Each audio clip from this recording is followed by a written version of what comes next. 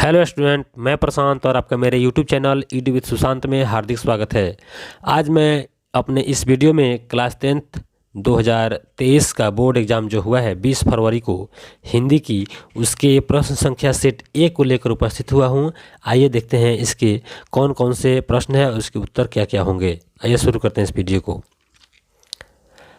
बढ़ते हैं पहले प्रश्न की ओर। पहला प्रश्न है, स्वरों के उच्चारण में लगने वाले समय के आधार पर स्वर वर्ण के कितने भेद होते हैं। उच्चारण स्थान के आधार पर स्वर वर्ण के कितने भेद होते हैं। इसका करेक्ट आंसर होगा ऑप्शन बी राइट, 3 भेद होते हैं। दूसरा प्रश्न है, चौ का उच्चारण स्थान क्या है। चौ का उच्चारण स्थान है तालु, option C is right answer. बढ़ते हैं अगला प्रश्न की ओर। तीसरा प्रश्न है, निम्नलिखित में अंतःस्थ वर्ण अंतःस्थ व्यंजन कौन है। निम्नलिखित में अंतःस्थ व्यंजन, option D is right answer. ल जो है हमारा अंतःस्थ वर्ण है। अगला प्रश्न है, एकमात्रिक स्वर निम्न में से कौन है। एकमात्रिक स्वर निम्न में से ह्रस्व स्वर है, option A is right answer. पांचवा प्रश्न है, मुक्ताक्षर की अंतिम ध्वनि क्या होती है। इसका करेक्ट आंसर होगा ऑप्शन बी, मुक्ताक्षर की अंतिम ध्वनि स्वर होता है। अगला प्रश्न है, यद्यपि शब्द का संधि विच्छेद क्या होगा। यद्यपि शब्द का संधि विच्छेद होता है यदि प्लस अपि, यदि और अपि मिलकर यद्यपि बनते हैं। अगला प्रश्न है, निम्नलिखित में से शुद्ध शब्द कौन है। निम्नलिखित में से शुद्ध शब्द कौन है। इसका करेक्ट आंसर होगा ऑप्शन डी, दधीची इसका शुद्ध शब्द है। आठवां प्रश्न है, निम्नलिखित चिन्हों में इकहरा उद्धरण चिन्ह कौन है। इकहरा उद्धरण चिन्ह, option A is right answer. ये आपका उदाहरण चिन्ह है। 9वां प्रश्न है, त्र क्या है। तो त्र संयुक्त व्यंजन है, option B is right answer. 10वां प्रश्न की ओर बढ़ते हैं, उस विकारी शब्द को क्या कहते हैं जिससे किसी विशेष वस्तु, भाव और जीव के नाम का बोध होता है। इसका करेक्ट आंसर होगा ऑप्शन सी, संज्ञा। 11वां प्रश्न है, आज्ञा शब्द कौन लिंग है। आज्ञा शब्द में स्त्रीलिंग लगा हुआ है, यानी ऑप्शन नंबर डी हमारा राइट होगा। 12वां प्रश्न है, वाष्प क्या है। तो वाष्प तत्सम शब्द है, ये हमारा राइट होगा। 13वां प्रश्न है, श्रीमान शब्द का स्त्रीलिंग रूप क्या है। तो श्रीमान शब्द का स्त्रीलिंग होता है श्रीमती, ऑप्शन बी हमारा राइट होगा। 14वां प्रश्न है, लड़का का बहुवचन क्या होगा। तो लड़का का बहुवचन लड़के होगा, ऑप्शन सी हमारा राइट होगा। बढ़ते हैं 15वें प्रश्न की ओर। 15वां प्रश्न है, संज्ञा या सर्वनाम के जिस रूप से वाक्य के अन्य शब्दों के साथ उनका संबंध सूचित हो उसे क्या कहते हैं। इसका करेक्ट आंसर होगा ऑप्शन डी, कारक। 16वां प्रश्न है, में पर किस कारक की विभक्ति है। इसका करेक्ट आंसर होगा ऑप्शन ए, अधिकरण में पर। 17वां प्रश्न है, गंगा हिमालय से निकलती है किस कारक का उदाहरण है। इसका राइट आंसर होगा ऑप्शन बी, अपादान कारक, यानी अपदान से जुदाई के अर्थ में। चलिए बढ़ते हैं 18वें प्रश्न की ओर। 18वां प्रश्न है, हिंदी में कितने सर्वनाम हैं। तो हिंदी में कुल मिलाकर 11 सर्वनाम होते हैं, option C is right answer. 19वां प्रश्न है, मेरा कुत्ता है जो भोपाल से लाया गया है किस सर्वनाम का उदाहरण है। इसमें जो शब्द जो है वह दोनों वाक्यों को जोड़ता है, इसलिए यह संबंधवाचक सर्वनाम, ऑप्शन ए हमारा राइट होगा। बढ़ते हैं 20वें प्रश्न की ओर। 20वां प्रश्न है, जो संज्ञा या सर्वनाम की विशेषता बताए उसे क्या कहते हैं। उसे क्या कहते हैं, उसे विशेषण कहते हैं, option D is right answer. 50 हाथी किस विशेषण का उदाहरण है। तो 50 का मतलब क्या होता है, तो संख्या, इसलिए इसका करेक्ट आंसर होगा ऑप्शन ए, संख्यावाचक विशेषण। अगला प्रश्न है, मोहन मुझसे किताब लिखाता है, यानी मोहन मुझसे किताब लिखवाता है। इसमें क्या हो रहा है, इसमें प्रेरणा का बोध हो रहा है, इसलिए ऑप्शन बी हमारा राइट होगा, प्रेरणार्थक क्रिया है। अगला प्रश्न है, सत्यवान 1 वर्ष से अधिक जीवित नहीं रहेगा, यह किस काल का उदाहरण है। इसमें काल बताना है, तो रहेगा यानी भविष्यत काल हमारा राइट आंसर होगा।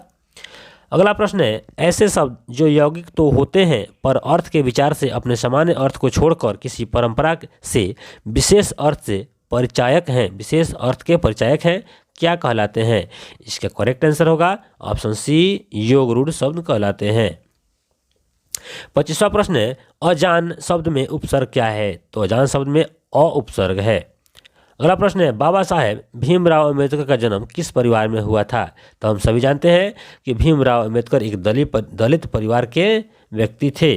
चलिए बढ़ते हैं अगले प्रश्न की ओर। 27वां प्रश्न कहता है, मैक्स मूलर का जन्म आधुनिक जर्मनी के किस नगर में हुआ था? तो आधुनिक जर्मनी का वह डेसाउ शहर था जिसमें उनका जन्म हुआ था। 28वां प्रश्न कहता है भारत किसकी भूमि है? भारत ब्राह्मण या वैदिक धर्मों की भूमि है। ऑप्शन बी हमारा राइट हो जाएगा। चलिए बढ़ते हैं 29वें प्रश्न की। 29वां प्रश्न कहता है वाराणसी के पास दारिश नामक सोने के सिक्के से भरा घड़ा किसे मिला था? तो वह मिला था वायरस हेस्टिंग्स को। ऑप्शन सी हमारा राइट होगा। प्रत्न मानव का अर्थ क्या है? 30 नंबर प्रश्न में प्रत्न मानव का अर्थ है प्राचीन मानव, यानी वह मानव जो सबसे पहली बार प्रयास किया। चलिए नेक्स्ट प्रश्न की ओर बढ़ते हैं। 31 नंबर प्रश्न कहता है लेखक हजारी प्रसाद द्विवेदी ने दयनीय जीव किसे कहा है? तो अल्पज्ञ पिता को हजारी प्रसाद द्विवेदी ने क्या दयनीय जीव कहा है। 32वां प्रश्न है किस शासक ने ऐसा सिक्का चलाया जिस पर नागरी लिपि में रामसिंह शब्द अंकित है? इसका करेक्ट आंसर होगा बादशाह अकबर ने। चलिए अगले प्रश्न की ओर बढ़ते हैं। चंद्रगुप्त विक्रमादित्य का व्यक्तिगत नाम क्या था? तो चंद्रगुप्त विक्रमादित्य का व्यक्तिगत नाम देव था। अगला प्रश्न है कर्नाटक प्रदेश का श्रवण बेलगोल स्थान किस प्रसिद्ध तीर्थ स्थल है, यानी किसका प्रसिद्ध तीर्थ स्थल है? तो option D is right answer, जैनों का प्रसिद्ध तीर्थ स्थल है। बहादुर शीर्षक पाठ में किसकी कहानी है? तो हमारा करेक्ट आंसर होगा ऑप्शन ए नेपाली गवई गोरखे की।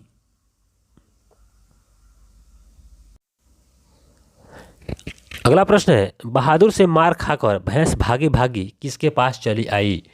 इसका करेक्ट आंसर होगा ऑप्शन बी बहादुर की माँ के पास, यानी ऑप्शन बी हमारा राइट आंसर होगा। नेक्स्ट प्रश्न की ओर बढ़ते हैं। बड़े भाई किस लेखक की रचना है? इसका करेक्ट आंसर होगा ऑप्शन सी रामविलास शर्मा। अगला प्रश्न है दक्षिण भारत के मंगल नागेश्वरम की तरह शहनाई किसकी मंगल ध्वनि का संपूरक है? इसका करेक्ट आंसर होगा ऑप्शन बी पर्व गीत की। 39वां प्रश्न है मरते दम तक शहनाई छूटेगी ना काशी, यह कथन किसका है? इसका आंसर हम सभी को पता होना चाहिए। करेक्ट आंसर होगा ऑप्शन ए बिस्मिल्लाह खां। 40वां प्रश्न है नसीहत शब्द का अर्थ क्या है?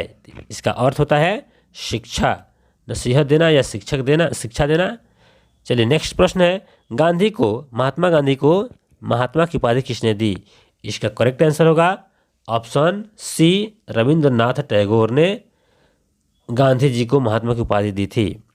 अगला प्रश्न है मैं चाहता हूं कि सब देशों की संस्कृतियों की हवा मेरे घर के चारों ओर अधिक स्वतंत्रता के साथ बहती रहे, यह कथन किसका है? तो यह कथन महात्मा गांधी का है। अगले प्रश्न की ओर बढ़ते हैं। 43वां प्रश्न है श्रम विभाजन और जाति प्रथा शीर्षक पाठ के लेखक का नाम क्या है? इसके लेखक हैं भीमराव अंबेडकर। अगला प्रश्न है 20 के दांत शीर्षक पाठ किस कहानी संग्रह से लिया गया है? इसका करेक्ट आंसर होगा ऑप्शन बी 20 के दांत तथा अन्य कहानियों से। अगला प्रश्न है बहादुर शीर्षक पाठ के लेखक के बड़े लड़के का नाम क्या है? ये क्या था? इसका आंसर होगा ऑप्शन सी किशोर। 46वां प्रश्न कहता है निम्नलिखित में कौन हिंदी आलोचना के महत्वपूर्ण हस्ताक्षर थे? इसका करेक्ट आंसर होगा ऑप्शन डी रामविलास शर्मा। मेघदूत का जर्मन पदानुवाद किसने किया? मेघदूत का जर्मन पदानुवाद मैक्स मूलर महोदय ने किया। Option A is right answer. बढ़ते हैं 48वें प्रश्न की ओर। हजारी प्रसाद द्विवेदी का जन्म किस वर्ष हुआ? तो इनका जन्म हुआ था 1907 में। ऑप्शन बी हमारा राइट आंसर होगा। बढ़ते हैं 49वें प्रश्न की ओर। नाखूनों का बढ़ना मनुष्य की किस प्रवृत्ति का या किस वृत्ति का परिणाम है? तो इसका करेक्ट आंसर होगा ऑप्शन बी पाश्विक वृत्ति का परिणाम है। चलिए 50वें प्रश्न की ओर बढ़ते हैं। धारा नगरी का कौन शासक अपने विद्यानुराग के लिए इतिहास में प्रसिद्ध है? इसका करेक्ट आंसर होगा ऑप्शन सी परमार शासक भोज। अगला प्रश्न है गायक शब्द में प्रत्यय क्या है? कौन सा प्रत्यय है गायक शब्द में? इसका आंसर होगा ऑप्शन सी अक प्रत्यय लगा है। बढ़ते हैं 52वें प्रश्न की ओर। तालु शब्द का विशेषण क्या होगा? तो तालु शब्द का विशेषण होगा तालव्य। ऑप्शन डी हमारा राइट होगा। चलिए बढ़ते हैं अगले प्रश्न की ओर।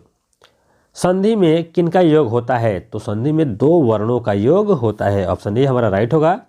नेक्स्ट प्रश्न है, जिसमें पूर्व पद की प्रधानता हो और समास का पद अव्यय हो जाए उसे कौन समास कहते हैं? तो यहाँ पे ऑलरेडी पहले हमारा दिया हुआ है कि अव्यय हो जाए, तो यह होगा हमारा अव्ययी भाव समास। ऑप्शन बी हमारा राइट होगा। बढ़ते हैं अगले प्रश्न की ओर। रोगग्रस्त कौन समास है? तो रोगग्रस्त तत्पुरुष समास है, यानी जिस समास में विग्रह करने पर कर्ता के कोई चिन्ह आ जाए वह तत्पुरुष समास के अंतर्गत आता है। बढ़ते हैं अगले प्रश्न की ओर। 56 नंबर प्रश्न कहता है, वह बाजार की ओर आया होगा, इस पदबंध का उदाहरण है। तो कहने का मतलब है यह है क्रिया पदबंध। बढ़ते हैं 57 नंबर प्रश्न की ओर। जिस वाक्य में एक साधारण वाक्य के अतिरिक्त उसके अधीन कोई दूसरा अंग वाक्य हो उसे क्या कहते हैं? तो उसे कहते हैं मिश्र वाक्य। ऑप्शन ए हमारा राइट होगा। बढ़ते हैं अगले प्रश्न की ओर। अगला प्रश्न है, कछुए ने खरगोश को हरा दिया, इस वाक्य का किस वाक्य का उदाहरण है? तो यह एक सरल वाक्य है। ऑप्शन बी हमारा राइट होगा। बढ़ते हैं अगले प्रश्न की ओर। निम्नलिखित में शुद्ध वाक्य कौन है? जब क्लियर स्पष्ट पढ़ेंगे तो हमारा आएगा ऑप्शन ए इज राइट। चूहा कपड़ा कुतर कर फाड़ दिया। अगला प्रश्न है, गणेश शब्द का पर्यायवाची क्या है? गणेश शब्द का पर्यायवाची होता है एक दंत। ऑप्शन डी हमारा राइट होगा। अगला है, अंतर्मुखी शब्द का विलोम क्या है? अंतर्मुखी का विलोम होता है बहिर्मुखी। ये हमारा राइट होगा। चलिए आगे बढ़ते हैं। जिसे ईश्वर में विश्वास है के लिए एक शब्द क्या है? उसे क्या कहते हैं? उसे हम आस्तिक कहते हैं। ऑप्शन बी हमारा राइट होगा। बढ़ते हैं नेक्स्ट प्रश्न की ओर। अगला प्रश्न है, उगल देना मुहावरे का अर्थ है। उगल देने का अर्थ है गुप्त बात प्रकट करना। सी हमारा राइट आंसर होगा। चलिए बढ़ते हैं अगले प्रश्न की ओर।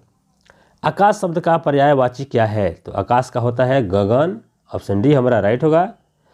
अगला है, आगामी शब्द का विलोम क्या होगा? तो आगामी का क्या होगा? ऑप्शन ए इज राइट, विगत। चलिए आगे बढ़ते हैं। बिना पलक गिराए के लिए एक शब्द क्या है? तो उसको कहते हैं अपलक।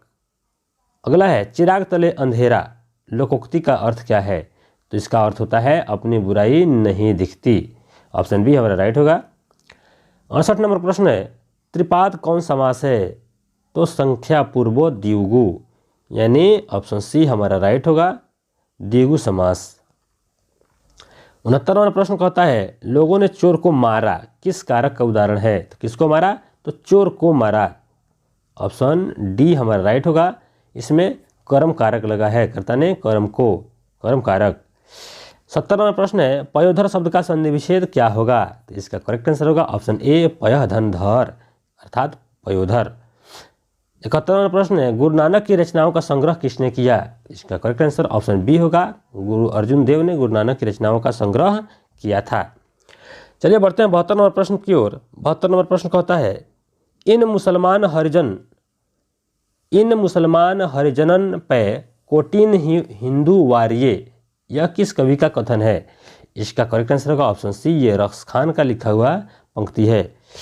चलिए नेक्स्ट प्रश्न है, प्रेम ऐनी श्री राधिका शीर्षक कविता में कवि ने माली मालिन किसे कहा है? तो इसका करेक्ट आंसर होगा ऑप्शन डी, राधा कृष्णा को कहा है। अगला प्रश्न है, स्वदेशी शीर्षक कविता किससे संकलित है? तो यह जो है कविता प्रेम धन सर्वस्व से संकलित है। ऑप्शन ए हमारा राइट होगा। अगला प्रश्न है, युगपथ किस कवि की रचना है? तो युगपथ सुमित्रा नंदन पंत जी की रचना है। चलिए बढ़ते हैं अगले प्रश्न की ओर। 76 नंबर प्रश्न कहता है, ग्रामीण जीवन का यथार्थवादी चित्रण प्रेम घन रचित किस काव्य में है? इसका करेक्ट आंसर होगा ऑप्शन सी, जीर्ण जनपद में। नेक्स्ट प्रश्न है, मीर मुंशी ने किस कवि का वध किया? तो इसका करेक्ट आंसर होगा ऑप्शन डी, घनानंद का वध किया था। चलिए अगला प्रश्न का है, 30 कोटि संतान नग्न तन, यह पंक्ति किस शीर्षक कविता की है? तो इसका करेक्ट आंसर होगा ऑप्शन ए, भारत माता कविता से यह पंक्ति लिया गया है। अगला प्रश्न है, निम्न में से कौन कविता भारत में जनतंत्र के हृदय का जय घोष है? इसका करेक्ट आंसर होगा ऑप्शन डी, जनतंत्र का जन्म। अगला प्रश्न है, एक बूंद सहसा उछली किसकी रचना है? तो यह हमारे अज्ञेय महोदय का रचना है। Option A is right answer. अगला प्रश्न है, गुरु नानक ने किस धर्म का प्रवर्तन किया? तो सभी व्यक्ति जानते हैं कि गुरु नानक ने सिख धर्म का प्रवर्तन किया। ऑप्शन बी हमारा राइट होगा। अगला प्रश्न है, कवि घनानंद का वध किसके सैनिकों ने किया? तो कवि घनानंद का वध जो है नादिर शाह के सैनिकों ने किया। ऑप्शन सी हमारा राइट आंसर होगा। 83 नंबर के प्रश्न की ओर बढ़ते हैं। संप्रदाय मुक्त कृष्ण भक्ति कवि कौन थे? यानी संप्रदाय से मुक्त कृष्ण भक्ति के कवि कौन थे? तो ऑप्शन डी हमारा राइट होगा, रसखान थे। अगला प्रश्न की ओर बढ़ते हैं। अगला प्रश्न है, मेरे प्रभु मेरे बिना तुम प्रभु शीर्षक कविता किसके द्वारा भाषांतरित की गई है? इसका करेक्ट आंसर होगा ऑप्शन ए, धर्मवीर भारती के द्वारा। अगला प्रश्न है, तुर्की के महाकवि नाजिम हिकमत की कविताओं के अनुवाद किस कवि के पहल पुस्तिका के रूप में किया है? इसका करेक्ट आंसर होगा ऑप्शन बी, वीरेन डंगवाल। अगला प्रश्न है, कवयित्री अनामिका के पिता का नाम क्या था? तो इसके पिता का नाम था श्याम नंदन किशोर। ऑप्शन सी राइट आंसर होगा। चलिए बढ़ते हैं आगे। पंक्ति से उतर जाता है उसका रव किस कविता की पंक्ति है? इसका करेक्ट आंसर होगा ऑप्शन डी, अक्षर ज्ञान कविता की पंक्ति है। अगला प्रश्न है, किसके बिना प्राणी को मुक्ति नहीं मिलती? इसका करेक्ट आंसर होगा ऑप्शन ए, गुरु के बिना मुक्ति नहीं मिलती। नेक्स्ट प्रश्न है, घनानंद किस धारा के कवि हैं? तो घनानंद जो है रीति मुक्त धारा के कवि हैं। अगला प्रश्न है, कवि बद्री नारायण चौधरी प्रेमघन का जन्म किस वर्ष हुआ था? तो उनका जन्म हुआ था 1857 में। ऑप्शन बी हमारा राइट आंसर होगा। चलिए बढ़ते हैं अगला प्रश्न की ओर। मंगमा को किसके साथ विवाद था? मंगमा को नजमा के साथ विवाद था। ऑप्शन ए हमारा राइट आंसर होगा। बढ़ते हैं आगे। सात कोड़ी होता किस भाषा के प्रमुख कथाकार हैं? इसका करेक्ट आंसर होगा ऑप्शन सी, उड़िया भाषा के कथाकार हैं। अगला प्रश्न है, ढहते विश्वास शीर्षक कहानी में तूफान में किसका घर टूट गया? तो ऑप्शन डी हमारा राइट होगा, लक्ष्मी का घर टूट गया। 94 नंबर प्रश्न कहता है, किसे महसूस हुआ कि पृथ्वी और आकाश के बीच घुटन भरी हुई है? Option A is right answer, Sita को यह एहसास हुआ था। अगला प्रश्न है, बिज्जू की पत्नी का नाम क्या था? बिज्जू की पत्नी का नाम था पुष्पा। ऑप्शन बी हमारा राइट आंसर होगा। 96 नंबर प्रश्न कहता है, नगर शीर्षक पाठ में अमलराज को कितना नंबर कमरा दिखलाने के लिए कहा गया? Option C is right answer, 48 नंबर कमरा दिखाने को कहा गया। 97 नंबर प्रश्न कहता है, पहले दिन पपाती को क्या था? तो पहले दिन पपाती को क्या था? तो बुखार था। अगला प्रश्न है, माँ शीर्षक कहानी में किसने अपने बड़े पुत्र को घर आने के लिए पत्र लिखवाया? तो सीधे सीधे है ऑप्शन ए हमारा राइट आंसर होगा। किसने अपने बड़े पुत्र को? तो माँ ने या पिता ने। चलिए आगे बढ़ते हैं। 99 नंबर प्रश्न कहता है, खून की सगाई किनकी प्रसिद्ध कहानी है? इसका करेक्ट आंसर होगा ऑप्शन बी, ईश्वर पेटलीकर की। अगला प्रश्न है, कटक शहर को बाढ़ की चपेट से बचाने के लिए किसने पत्थर का बांध बनवाया था? इसका करेक्ट आंसर होगा ऑप्शन सी, महाराज ययाति केसरी ने। इस प्रकार हमने हिंदी के सभी प्रश्नों को देखा और उसके वास्तविक उत्तर को जाना।